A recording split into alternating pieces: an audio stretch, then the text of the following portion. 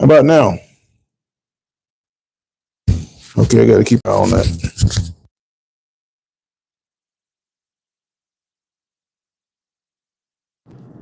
All right, I just turned it off. How about now? Okay, I turned the microphone off. I think it's dead. But what I was saying with the NIL and the roster limits, the scholarship limits going away, replaced by roster limits, and the schools having to pay the players. Who's better to manage that other than a guy like a Bill Belichick coming in from the pros? And a lot of people were questioning how long he would stay at North Carolina, but he just signed a 5-year deal worth $10 million annually, and he has said that he's going to stay. Now, there's no reason for him to rush back to the NFL because he's done everything. There's nothing left for him to prove, as opposed to, say, what Pete Carroll did 20 years ago when he left USC. He wanted to prove that he can coach in the NFL. It worked out for him because he won a Super Bowl. He should have won two, but he showed everybody that, he could coach on that level. Belichick doesn't have to prove that anymore, and now he's got his son in waiting to be the coach at North Carolina after he gets everything set up. So the question I'm asking you guys, how much of a player do you think Belichick is going to have this North Carolina team be? Well, I think he's going to make an immediate impact. Take a look at the ACC. Lately, it hasn't been very strong. With Florida State's destruction this year, explosion or implosion or whatever you want to call it, that leaves SMU to come in from somewhere else, and they almost won the conference. Clemson, they got a coach who don't believe in the NIL and all this modern stuff. He's not going to be able to keep up. And then you got the players now, they know who Belichick is. It's a little different from what you see at Colorado. A lot of people know who Sanders is, Deion Sanders, but Sanders never coached on a high level. Now he's getting his program established through the transfer portal. Belichick is used to doing this free agency and salary cap stuff with the Patriots. It's going to be like child's play to him. And the advantage he had over Sanders is that he's proven that he can do it.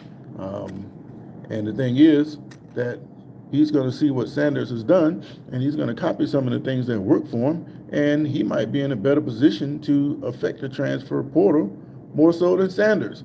And I say that because they hired him at the right time. They didn't hire him at a time when the portal had already closed. The portal is currently open. So you got some guys who've been shopping around. Now they see North Carolina as a potential landing spot. They're going to start contacting North Carolina to possibly interview for a position. It's only going to be 105 spots. You're going to have 105 of the best players covered in these positions, and it's not just going to occur at North Carolina, it's going to occur all over the place.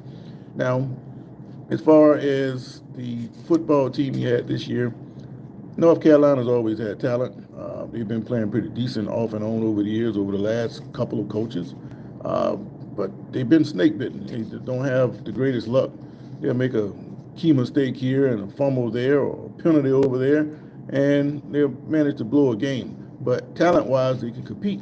So if you bring a high-profile coach in who can get the talent level even better than what it was and organize it in a professional manner, then North Carolina, being that you can flip a team pretty much overnight through the transfer portal, they have the opportunity to be a player right away. Remember, the goal is to get to the playoffs for everybody. There's only 12 spots for now. I think that's going to change in the future because all that crying the SEC teams are doing, especially in the state of Alabama. So expect to change when the contract on this runs out.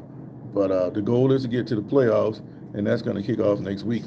Now, speaking of the playoffs, I saw a report that the Ohio State athletic director is upset with his fans. Why are they upset? Why is he upset? Well, the fans, just like everybody else, they're trying to capitalize on a good deal. Some people who have tickets to Ohio State is selling their tickets to the Tennessee fans, making a nice little profit.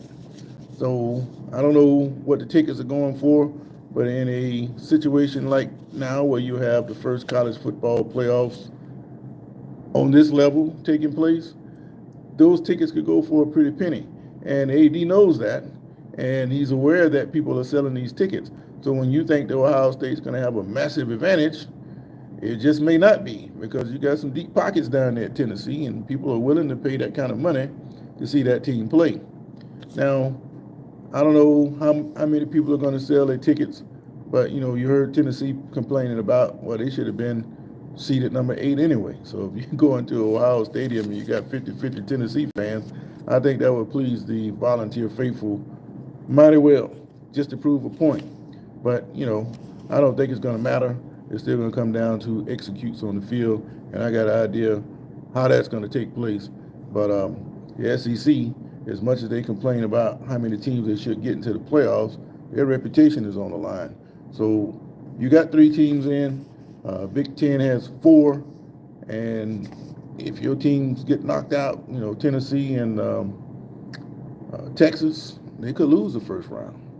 So if both those teams were to get ousted in the first round, what do you say about the strength of the SEC then? What's the likelihood of that happening? I think at least one of them will win, so it should avoid that controversy. But I'm not quite sure if SEC is going to have a representative in that final game. Georgia's vulnerable. They are vulnerable, and they can get knocked off. Hey, Mason 24/7, what's up, man? You were on last night when I was doing that StreamYard thing. Again, I appreciate you popping in. I was just messing around just to see if I can get it to work. I almost didn't get on today because we got Wi-Fi problems down here, and I don't know how long that's going to last. I believe it's my phone. I got to get me another phone, man. When you go to talking about getting rid of something, then it's miraculously start to act right. That's true with cars and anything else you might own. They got feelings like humans do too. So that's just my opinion on that. But I think that Belichick is going to make a big difference with this this new era of college football. He's hired Michael Lombardi right out of the gate, and these guys are going to work the transfer portal. They're going to bring in a team of college advisors and a think tank, and they're going to bring in other staff to run this like a professional football team. And that's what you're going to need nowadays to compete in this NIL era. So guys like Dabo Swinney and the other in the ACC, they're going to have to step up. We've seen what Florida State, they can't seem to pick the right people down there. And even though you picked up Gus Malzahn, that should make a difference offensively. But if you still don't have the best players, then that's not going to work very well. So Mike Norvell is under the gun to pick the right people. Dabo Swinney is under pressure to step up. This is a seismic shift in college football. And the ones sitting on the sidelines thinking that everything's going to be all right and football is going to return to the golden old days, no, it's not going to work. Now, I was trying to make the point earlier about how the parity level is greater in pro football, is now shifting down to college, especially with these roster limits now. No longer can you have schools like Michigan and Ohio State stockpile all the best players and have them sit on the bench for 2 years before you ever heard of them. It's spread out now. And in high schools is the only thing that's left that's pretty much wild, wild west, especially down here in Florida.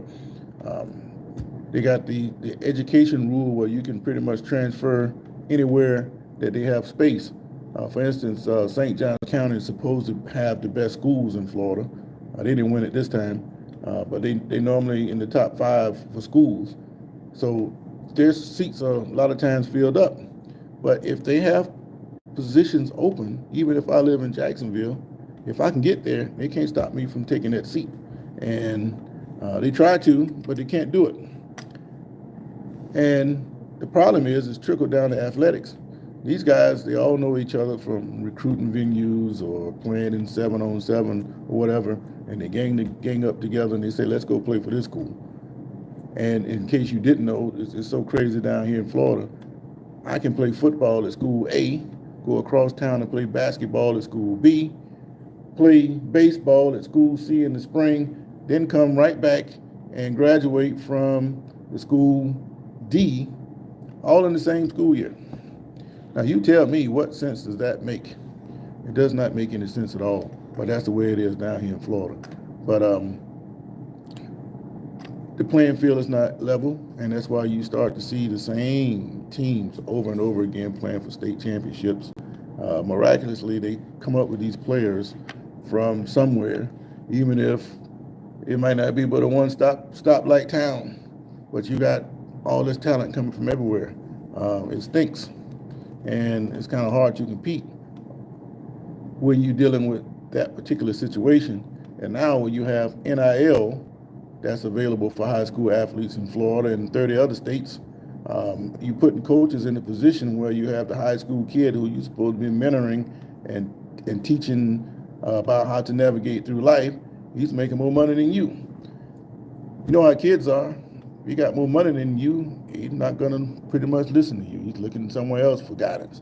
And under that situation, the whole system is going to implode. And I thought that the college football would be somewhat like that, but it hasn't materialized. It hasn't reduced the play level.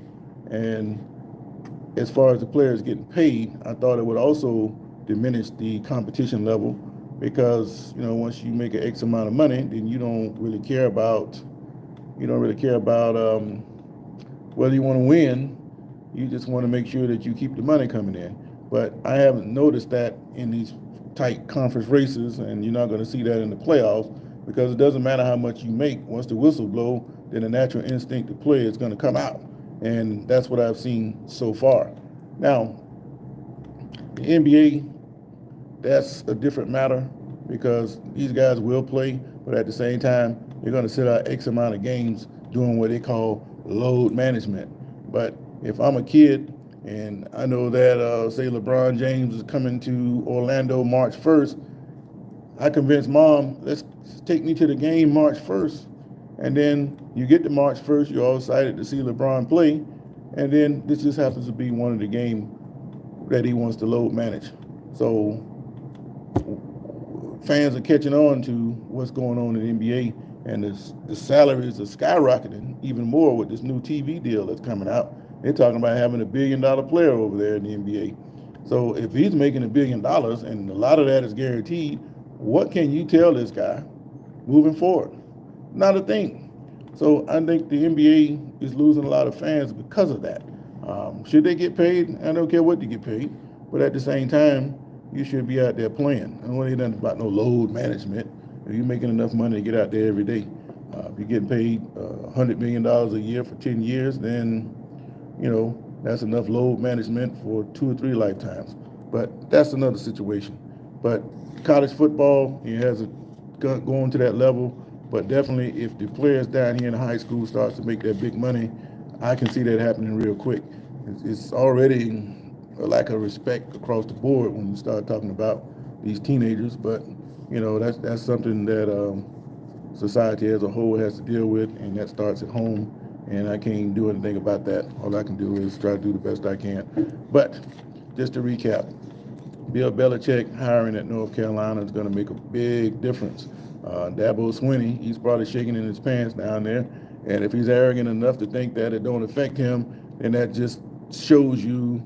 would show you just how much he's out of touch. And he can put a team out there to compete, but if he's not out there doing the same kind of things that his competitors are doing, Clemson is going to slip back. The only reason they're there in the playoffs now because SMU didn't finish the job.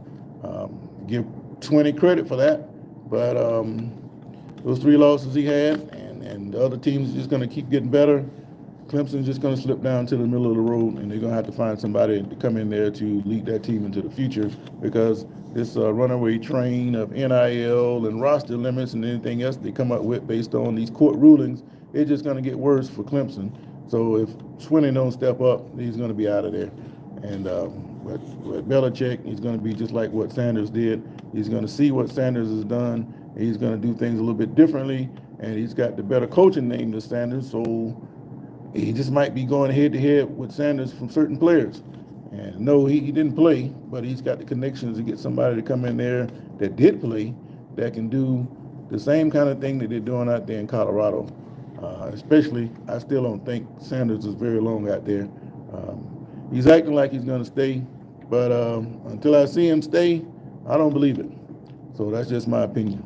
But Belichick going to North Carolina is huge, and I think they're going to be a major player instantly, especially since the portal is now open. I don't have a way to check it right now, but I'm sure once his name was announced as their new coach, it made a big difference in their interests.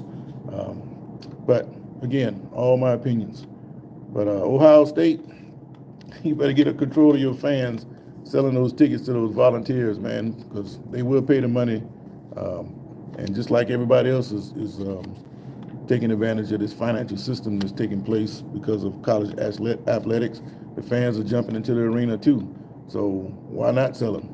I can go watch it on TV. I don't have to fool with the crowd. None of that. And plus, it's going to be freezing. I can stay warm, man, and watch my team play. So that's going to be interesting. But I still think that it's still going to be majority Buckeye fans, and I don't think Ohio State's going to have to worry too much about that particular situation. But